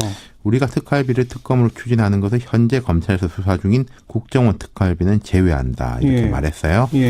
특검이라는 게 검찰이 안 하는 거나 못 하는 걸 대상으로 하는 거니까 뭐 지금 검찰에서 수사 중인 걸 할 수는 없긴 하죠. 예. 지금 검찰이 수사하고 있는 건 박근혜 정부 때 거잖아요. 네. 그러니까 그건 빼고 김대중 노무현 정부 시절 그리고 현재 검찰. 그렇죠. 근데 그 이명박 정부는 왜 고속 빠졌죠? 그러니까요. 지금 이 자유한국당이 법무부가 검찰 특활비 상납받았다 이런 주장하지 않습니까? 그렇죠. 그건 이 국정원하고 또 괴가 다른 거잖아요. 다른 얘기죠. 그러니까 바로 이제 황교안 전 총리부터 바로 조사하자 이런 이야기가 나오는 거 아니겠습니까? 어허. 아시다시피 황 전 총리는 총리 되기 전에 법무부 장관이었잖아요. 그랬죠. 그리고 이제 뭐 예를 들어서 이제 국정원 특활비 건도 관행적으로 여야 의원들한테 계속 떡값으로 갔다 이런 이야기들도 있는 거잖아요. 네네. 이건 지금 검찰이 수사 못 하고 있는 거죠. 안 하고 있는 거죠. 예. 그러면은 홍 대표도 요걸 하자라고 하면은 조금 말이 되는데 싹 뛰어넘어 가지고 김대중 노무현 정부 시절 그리고 현재만 하자는 거죠. 어떻게 봐야 돼요? 홍 대표 이야기는 이렇습니다. 물타기 하기 위해 추진하는 것이 절대 아니라는 것을 분명히 밝힌다. 네. 이렇게 강조했어요. 예. 그러니까 최경환 의원 거하고 이건 별개다 이런 이야기인데. 근데 홍 대표 입에서 스스로 물타기 위해 하는 건 아니다라는 말을 했어요. 네. 아까 이런 비판을 받을 수 있다는 걸 생각하고 있는 거죠. 예. 이런 건 있을 거예요. 홍 대표가 최 의원을 보호할 생각은 별로 없을 겁니다. 최경환 의원 나가라고 한 뭐 사람인데. 나가라고 하는 거 아니겠습니까? 예. 근데 이제 최 의원이 검찰이 이제 최 의원 보고 28일에 나오라고 했어요. 그렇죠. 의원회관은 이미 압수수색했는데. 했고, 예. 근데 최 의원이 오늘 의원총회에서 자유한국당 의원총회에서 목소리를 엄청 높였습니다. 내가 무너지면 다음은 여러분이다. 그러니까 의원들이 움직이죠. 예. 의원들이 생각하는 거는 이게 뭐 과거 정부 파헤치는 것보다는 지금 검찰이 혹시 전방위적 사정으로 들어오지 않을까. 그냥 박근혜 전 대통령이 되겠습니다. 정당한 경기의 패자는 그게 남경필 지사가 패자라고 표현을 했나요? 네, 그렇게 말씀하셨죠. 정당한 경기의 패자한테 보복하는 거 옳지 않다, 뭐 이렇게 얘기하셔서. 예. 지금 적폐청산의 대상이 된 사람들은 범죄 행위를 한 사람들에 대해서 그 법이 정한 정당한 응보, 책임을 묻는 것인데. 예.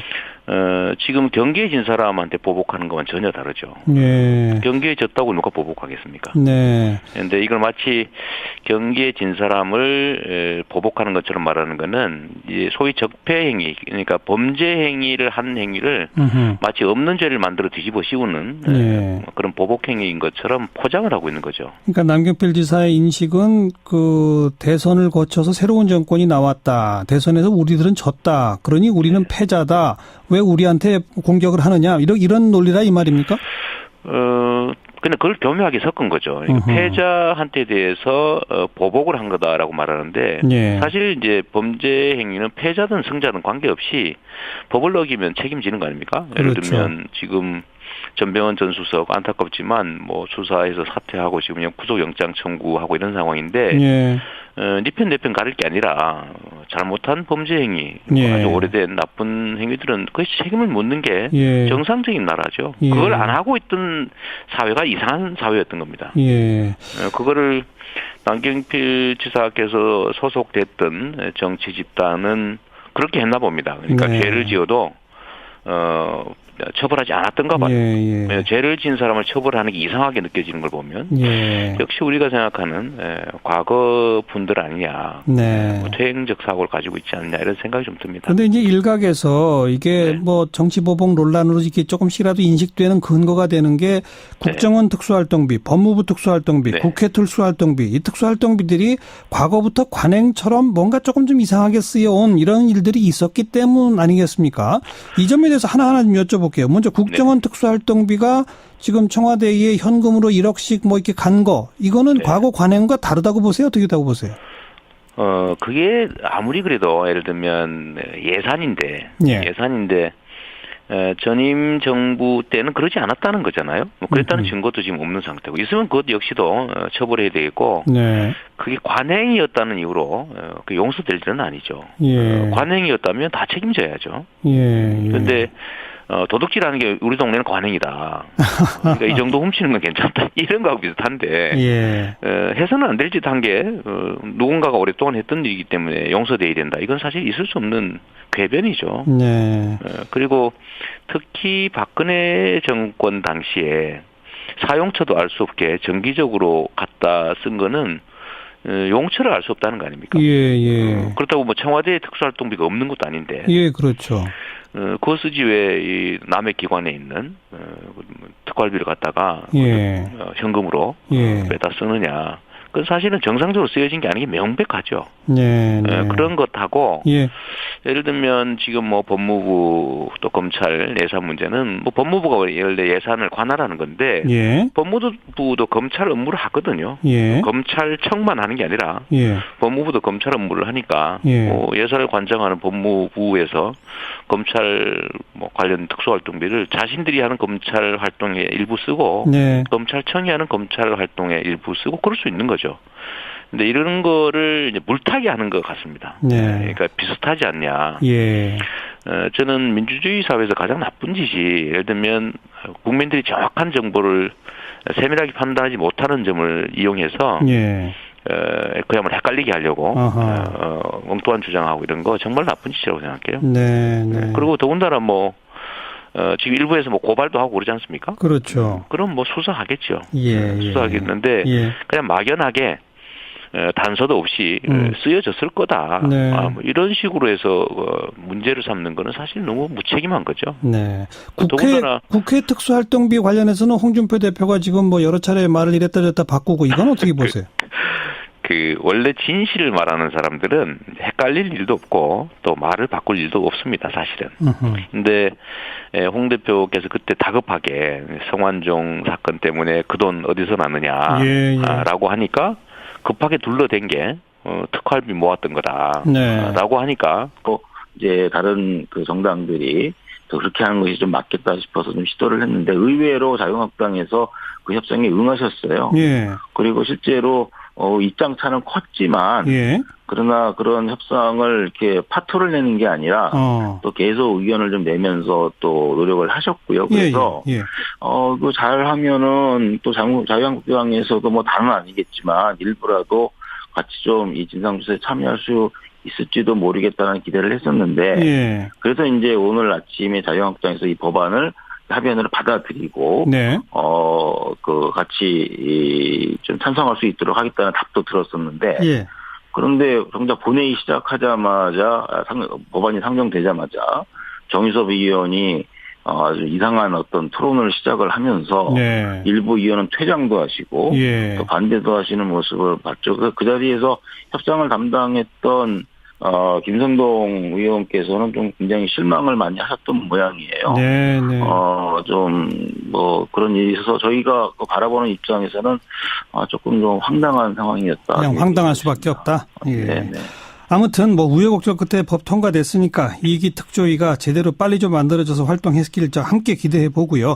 그나저나 그 6월 은폐 사건 이 문재인 정부한테 굉장히 실망하셨겠어요? 실망을 안 할 수는 없죠, 당연히. 정말 상상을 할 수 없었던 일이 이제 벌어졌는데요.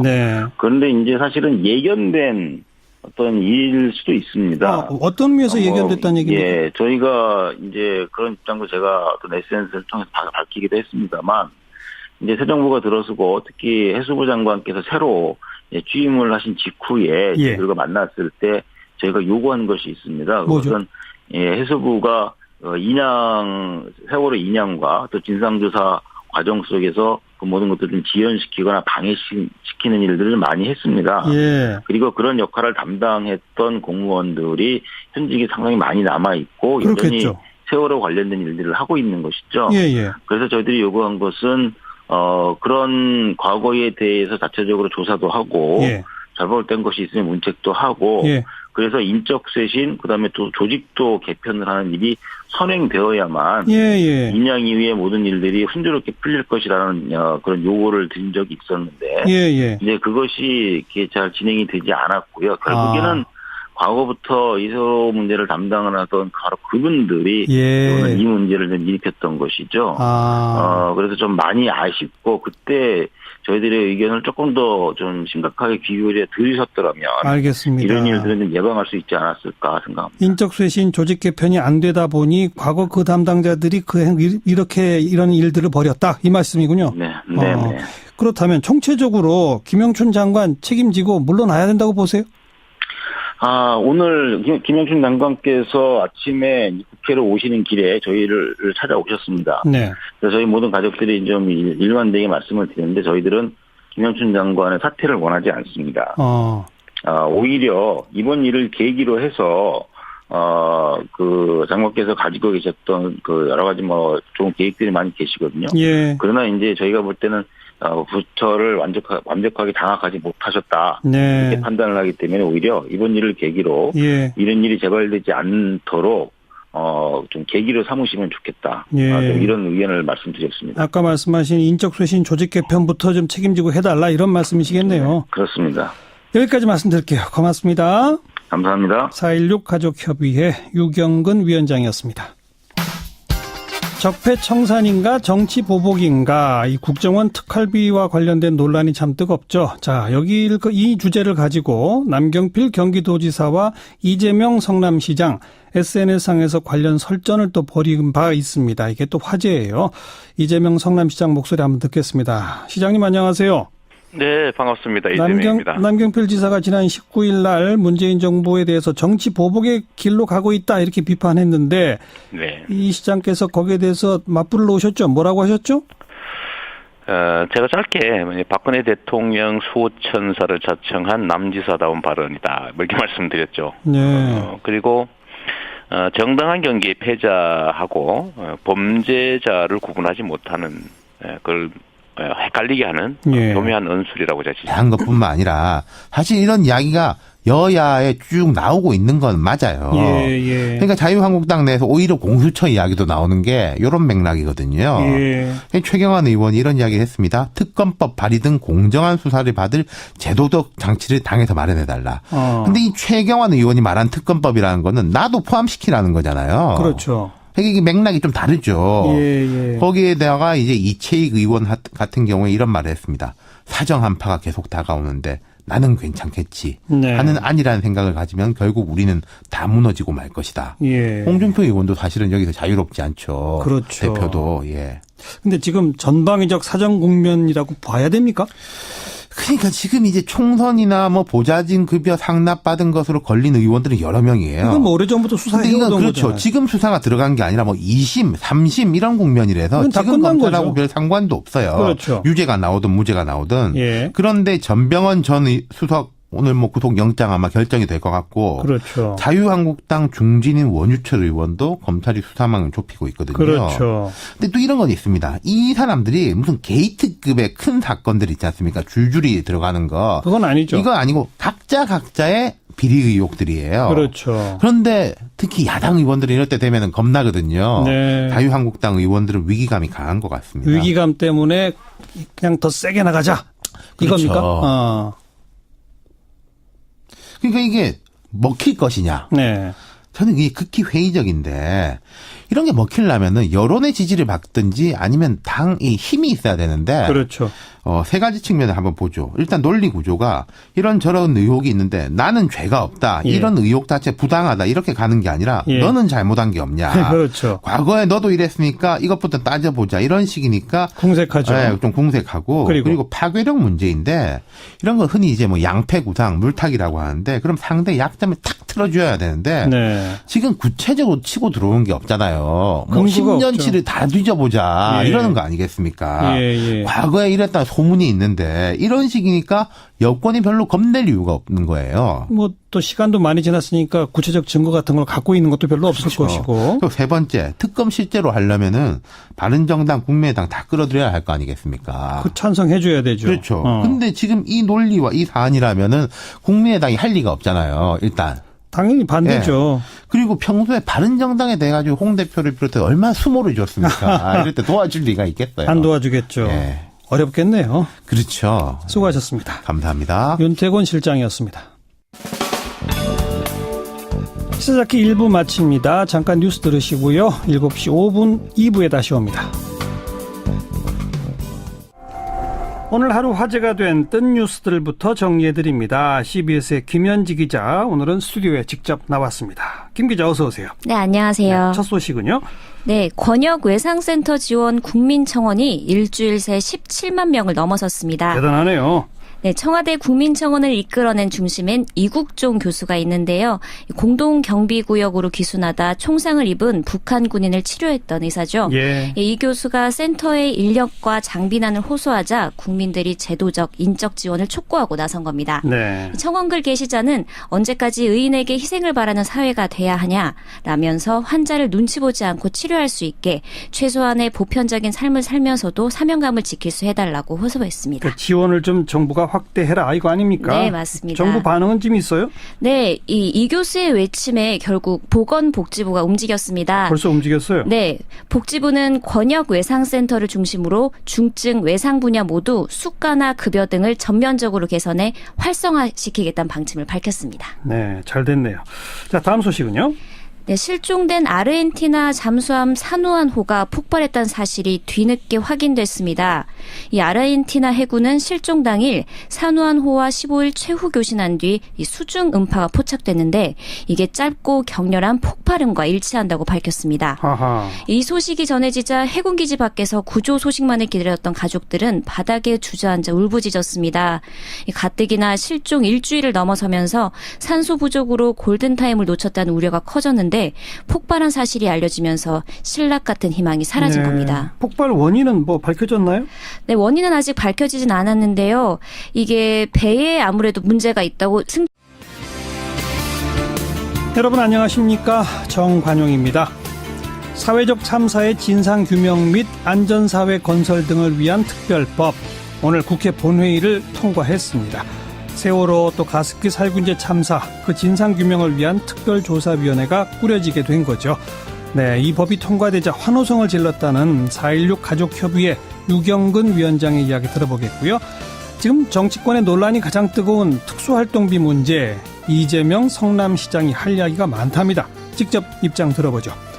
7시 5분 시작되는 2부에서는요, 이 국정원 소속 변호사의 사망사건, 지금 자살로 알려져 있죠. 그런데 여러 가지 의혹이 있답니다. 오늘 유족들과 변호인단이 5대 의혹이 있다며 진상규명을 촉구했는데 유족 측 변호인단인 김필성 변호사 설명 들어보고요. 미디어 포커스까지 2부 시간에 준비하겠습니다. 잠깐 광고 듣고 출발하죠. 세월호 참사 그리고 가습기 살균제 참사에 대한 진상규명이 골자라고 할 수 있는 일명 사회적 참사법, 오늘 국회 본회의를 통과했습니다. 자, 여기에 대해서 4.16 가족협의회 유경근 위원장 이야기를 좀 듣겠습니다. 위원장님 안녕하세요. 네, 안녕하십니까. 위원장님도 오늘 국회 본회의장에 가셨었나요? 네, 본회의 참석했습니다. 예, 통과 딱 결정되고 뭐 환호성을 질렀다는데 그때 심정이 어떠셨어요? 사실 진상규명을 위한 여러 가지 많은 과정들이 있었습니다만 생각처럼 제대로 진상조사를 한 적은 거의 없었습니다. 일기 특조위도 강제로 해산을 당했고요. 예. 이제 이번 법은 그런 진상조사 방해를 사전에 차단하는데 좀 주안점을 둔 법안이기 때문에 예. 이제 이제부터야 진짜로 진상조사를 제대로 할 수 있겠다라는 좀 그런 기대가 있어서 예. 좀 가족들이 저도 마찬가지고 좀 환호를 했던 것 같습니다. 이제서야 시작이다 그런 말씀인가요? 네. 네, 그렇습니다. 지난해 그 1기 특별조사위원회 그 활동 기한 종료됐을 때 그 연장하자고 하다가 그게 안 돼가지고 그럼 아예 새로운 법을 만들자 또 그 당시에 여당이 반대하니까 패스트 트랙 해서 이제 1년 뒤라도 이 법 만들어보자 했던 게 이제 성과를 본 거잖아요. 네, 그렇습니다. 참 오랜 시간이 걸렸고, 그 당시만 하더라도 과연, 이런 방법으로 특별법을 만드는 게 성공을 할까. 예. 좀 의심도 많이 하고 그랬는데, 예. 근데 결국에는 좀 기다리고, 또 포기하지 않고 있다 보니까, 예. 또 오늘과 같은 날도 좀 오는 것 같습니다. 일부 근데 내용이 수정된 게 있는데, 여야가 바뀌었기 때문에 여야 추천 바꾸는 거야 뭐 별 문제 아닌 것 같고, 네. 조사 기간을 원래는 2년에 플러스 1년이었던 걸 1년에 플러스 1년으로 수정됐는데 이건 어떻게 생각하세요? 네. 사실 그 부분이 좀 많이 아쉬운 부분 중에 하나입니다. 사실 그 세월호 참사도 매우 참 조사할 대상이나 과제가 많은 참사이고 동시에 이 가습기 살균제 참사 역시 예. 참 조사 과제가 방대한 그런 참사이죠. 그렇죠. 그것을 다 진상 규명을 하고 그리고 그걸 기반으로 한 대책까지 마련을 해야 되는데 예. 사실 3년이라는 시간이 이렇게 긴 시간이 아닙니다. 예. 그러나 이제 이 법안이 국회에서 특히 더불어민주당이나 국민의당은 아무리 신속 처리안건이 지정이 되어 있다 하더라도 예. 결국 이 법을 통한 진상조사가 힘을 받기 위해선 여야 모든 당의 어떤 합의를 좀 전제하는 것이 좋겠다는 판단들을 하셨고 예. 그런 합의를 이루는 과정 속에서 한쪽에서는 좀 기간 3년은 너무 길다는 의견들을 강하게 대두하면서 예. 다른 많은 장치들을 좀 확보를 하되 좀 기간에 있어서 조금 양보를 했던 측면이 있죠. 예. 그런 면에 좀 아쉽긴 하지만 예. 그러나 정말 진상조사가 방해 없이 또는 방해를 이겨내면서 제대로 진행이 된다 그러면 예. 또 2년 안에도 또 어느 정도의 성과는 낼 수 있지 않을까 하는 기대도 하고 있습니다. 그러니까 활동 기한을 좀 줄이자고 하는 거는 자유한국당도 어느 정도는 고개를 끄덕일 수 있도록 해보자라고 하는 취지였다는 말씀이신데 네. 그런데 정작 자유한국당은 오늘 상당수가 표결에도 참여하지 않고 본회의장을 떠나버렸어요. 이거 어떻게 보세요? 좀 굉장히 황당한 그런 장면들이었는데요. 사실 저희들은 처음부터 자유한국당과의 뭐 합의나 협상을 바라지도 않았고 기대도 하지 않았습니다. 특히 신속 처리 안건의 성격이 그런 거 아니겠습니까? 네. 그럼 뭐 그 정당 간의 합의가 없더라도 이제 본회의 상정할 수 있는 그런 거의 유일한 수단 중에 하나인데요. 예. 그럼에도 불구하고 아까 말씀드렸던 대로